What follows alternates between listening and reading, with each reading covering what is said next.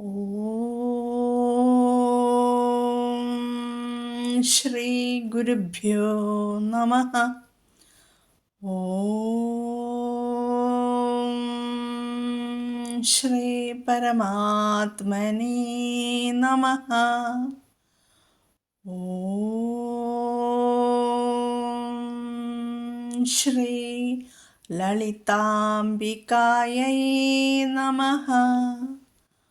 ഓം നമോ നാരായണായ. ഓം നമോ ഭഗവതേ വാസുദേവായ.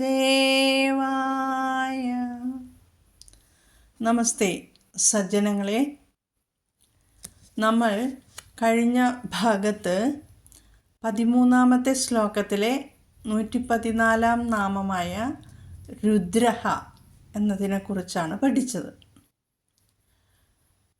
33 കോടി ദേവതകളെ വിശദമായി മനസ്സിലാക്കിയില്ലേ? ഇനി ഈ ശ്ലോകത്തിലെ അടുത്ത നാമങ്ങൾ നമുക്ക് പഠിക്കാം. ആദ്യം ശ്ലോകം ഒന്നും കൂടി ആവർത്തിക്കാം. കഴിഞ്ഞ ഭാഗത്ത് ചൊല്ലി തന്നതാണ്, എങ്കിലും ഒന്നും കൂടി പറഞ്ഞു തരാം. രുദ്രോ ബഹുശിരാ ബഭ്രുർവിശ്വയോനിശുചിശ്രവാഃ അമൃതശാശ്വതസ്ഥാണുർവരാരോഹോ മഹാതപാഃ. ഇതിലെ പദച്ഛേദങ്ങളെല്ലാം പറഞ്ഞു തന്നിട്ടുണ്ട്, സന്ധികളും പറഞ്ഞു തന്നിട്ടുണ്ട്. ഇനി നാമത്തിലേക്ക് കടക്കുന്നു. 115-ാമത്തെ നാമം ബഹുശിരാഹ.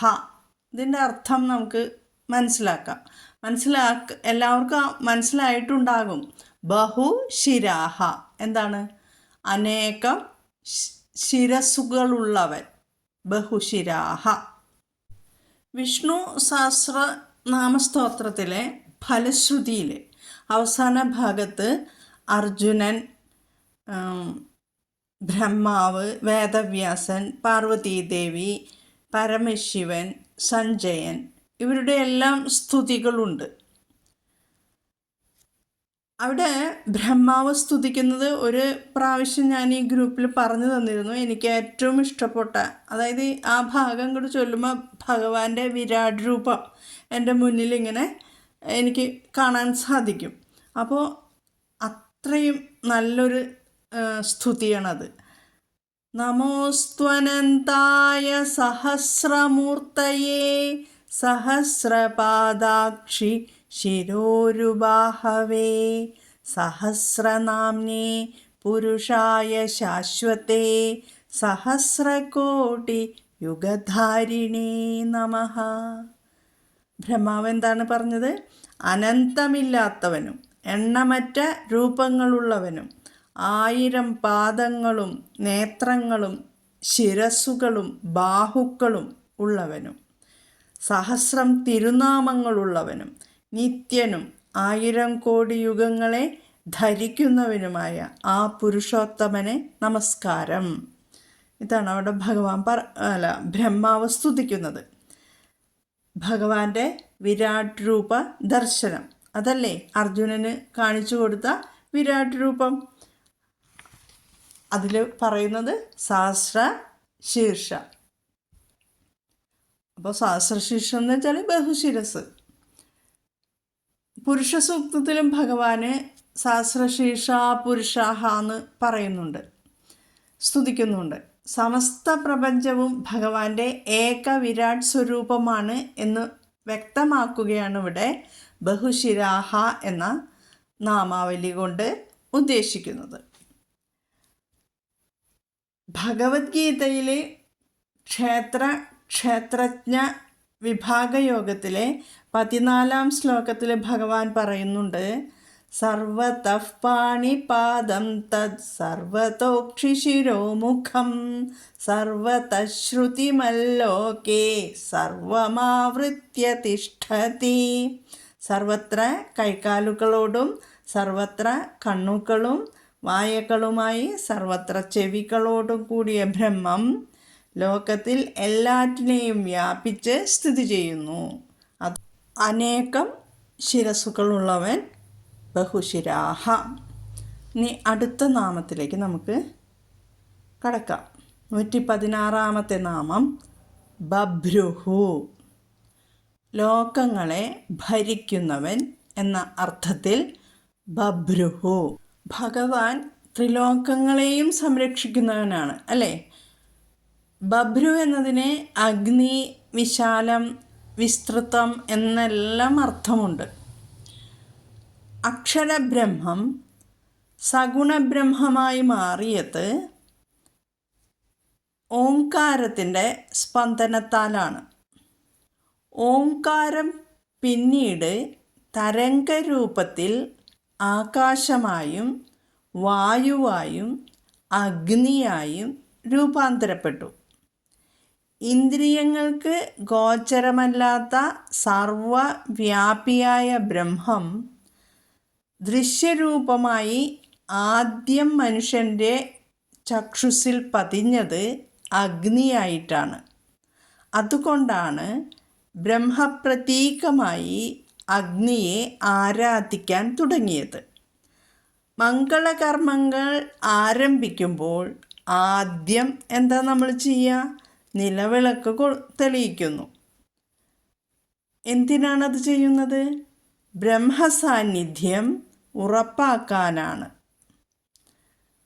അഗ്നിയിൽ ദ്രവ്യങ്ങൾ ഹോമിക്കുന്നത് ഈ തത്വത്തിൻ്റെ തന്നെ അടിസ്ഥാനത്തിലാണ്.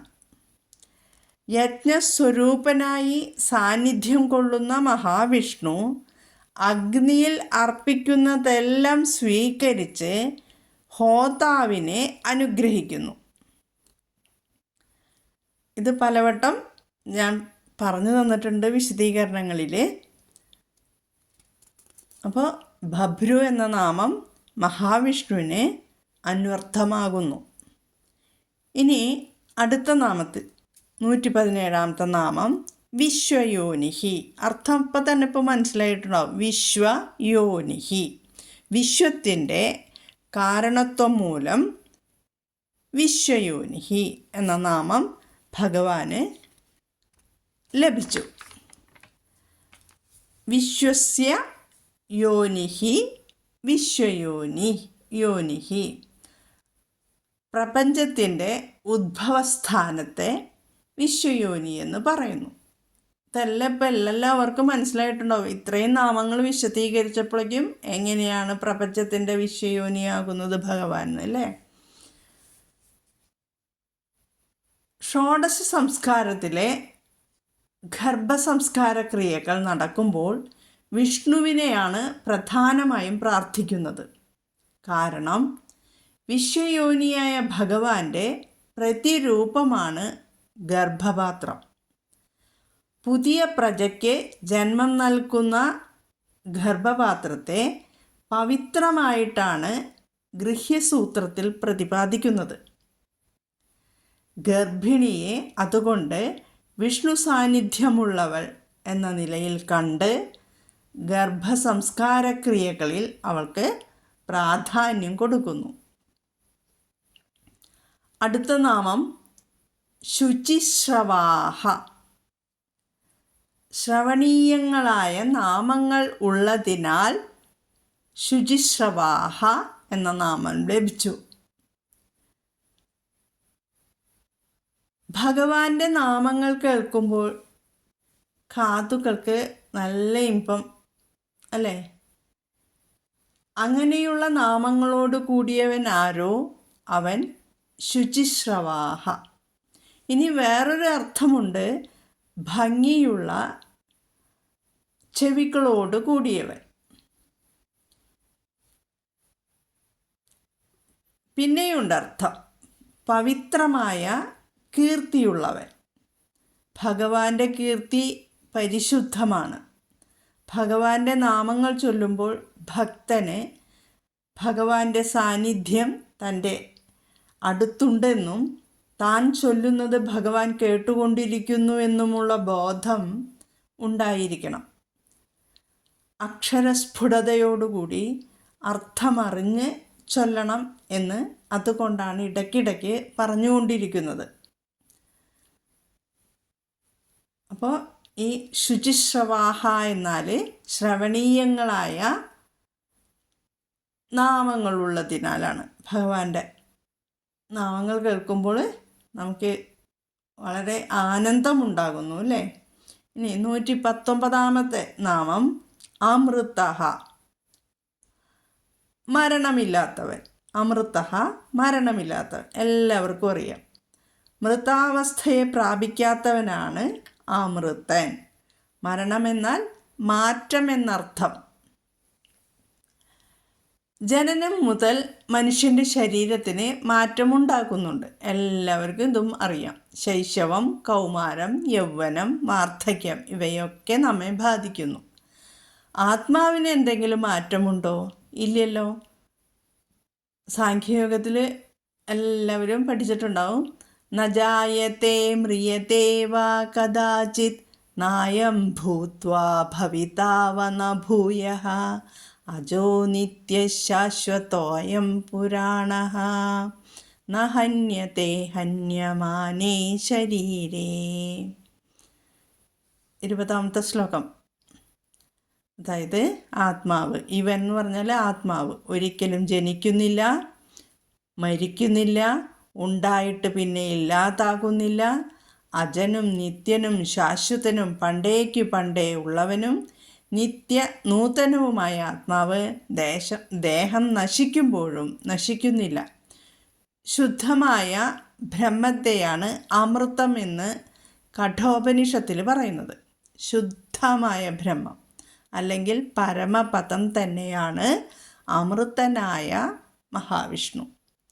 ഇതിൻ്റെ ഒന്നും അധികം വിശദീകരിക്കേണ്ട ആവശ്യമില്ല. ഇപ്പം എല്ലാവർക്കും അമൃതഃ എന്താണെന്ന് വെച്ചാലൊക്കെ അറിയാം. ഇനി 120ാമത്തെ നാമം ശാശ്വതസ്ഥാണുഹു. ഇതും പഠിപ്പിച്ചിട്ടുണ്ട്. ശാശ്വതനും സ്ഥാണുവും ആയിട്ടുള്ളവൻ, നിത്യനും സ്ഥിരനും ആയിട്ടുള്ളവൻ. നമ്മൾ 28ാമത്തെ നാമം പഠിച്ചു അല്ലേ. സ്ഥാണുഹു, സ്ഥിരനായിരിക്കുന്നവൻ. പിന്നെ 56ാമത്തെ നാമം പഠിച്ചു, ശാശ്വതഃ. എല്ലാ കാലത്തും നിലനിൽക്കുന്നതിനെയാണ് ശാശ്വതമെന്ന പദം കൊണ്ട് വിവക്ഷിക്കുന്നത്. ശാശ്വതമായ വസ്തു യാതൊരു മാറ്റവുമില്ലാതെ 3 കാലങ്ങളിലും നിലകൊള്ളുന്നു. ഇളകാതെ ഇരിക്കുന്നവനാണ് സ്ഥാണുഹു. മഹാവിഷ്ണു ശാശ്വതവും സ്ഥാണുവുമായതുകൊണ്ട് ശാശ്വത സ്ഥാണുഹു. ഇനി 121ാമത്തെ നാമം വരാരോഹഃ.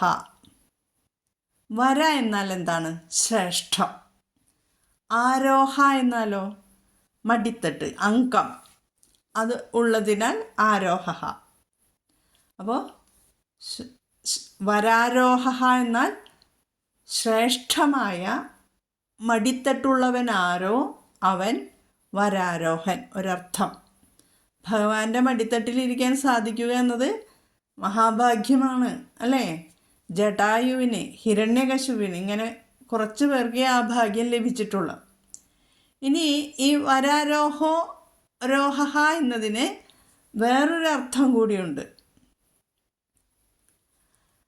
ശ്രേഷ്ഠമായ ആരോഹണത്തെ, ഉത്തമമായ ആരോഹണമുള്ളവൻ എന്നും വരാരോഹ എന്നതിന് അർത്ഥമാണ്.